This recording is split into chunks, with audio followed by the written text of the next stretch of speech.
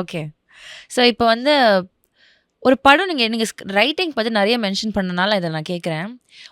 ஒரு ஸ்கிரிப்ட் ஒண்ணு எழுதிட்டே இருக்கீங்க. Do you have something called this writer's block? இது வந்து இதுக்கப்புறம் இந்த கதை எங்க நகருது? இத எப்படி நகர்த்திட்டு போறோம்? இத எங்க சரியான வழியில எடுத்துட்டு போறோமா? இல்லையா? எப்படி? அப்படின்ற கேள்விகள்லாம் வந்து do you have this block? சூப்பரா இருக்கும் அதெல்லாம். அப்படியா? அதெல்லாம் திணறி கெஞ்சி கால்லலாம் விழுவேன். வந்துரு இன்னைக்கு எப்படியாவது வந்துரு அப்படின்லாம்.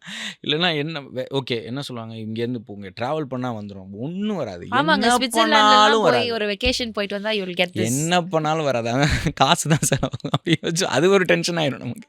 இப்ப வேற இல்ல, இன்னும் கொஞ்ச நாள்ல ஸ்கிரிப்ட் குடுக்கணும். இப்ப வேற இவ்வளோ செலவாகுதே அப்படின்ற மாரி ஒண்ணு வரும். But that's okay. That's completely fine. ஏன்னா நான் எப்படி யோசிப்பேன்னா, அட்லீஸ்ட் நமக்கு திருப்தியா இல்ல. ம். நமக்கு இன்னும் திருப்தியா வர்றதுக்கு தான் ஒண்ணு பண்றோம்.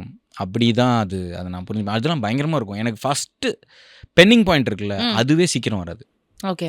அது ரொம்ப டைம் எடுக்கும். இப்ப இதுலேருந்து ஒரு 2 மாசம் கழிச்சு தான் பேனாவே வைப்பேன். ஓகே. அது வரைக்குமே ரொம்ப கஷ்டம். ஏன்னா தீசிஸ் ஃபைன் பண்ணணும் ஃபர்ஸ்ட்டு. ம். அதுக்கப்புறமா அந்த சினாப்சிஸ் எழுதுவேன். அதுக்கப்புறமா தான் ஏன்னா I strongly feel writing is the backbone of cinema. Yeah.